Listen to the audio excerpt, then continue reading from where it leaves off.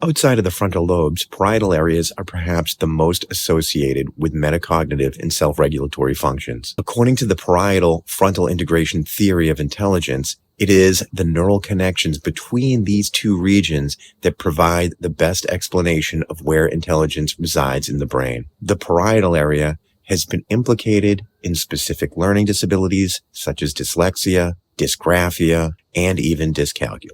Damage to areas within this region can produce impairments ranging from the ability to perform specific tasks and complex movements called apraxia to impairments in the ability to recognize or discriminate qualities in your sensory field called anosognosia.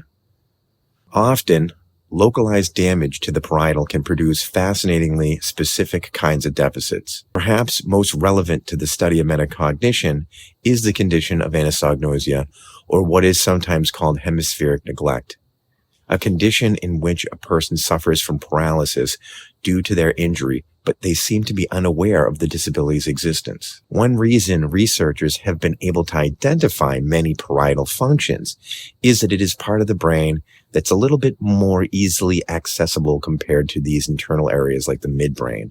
This has enabled researchers to apply electrical stimulation to specific parietal areas of the brain, which frequently produce noticeable changes in cognitive and perceptual experience. During brain surgery for severe epilepsy, for example, the patient is awake while the surgeon applies localized electrical current to the physical surface of the brain. And then they ask the patient if they observe or they feel any changes.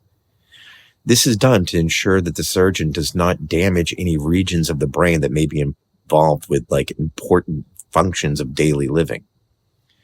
And through this process, researchers have thoroughly mapped what is known as the motor area by stimulating the brain and identifying corresponding body movements of the patient.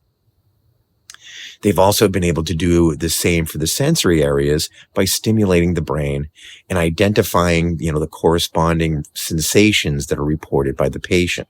This has allowed them to produce images like this one, which is a map which lets us sort of see the location and the size and the relative amount of processing power that the brain puts into processing these specific areas, with the areas that are involved with the most processing shown as the largest.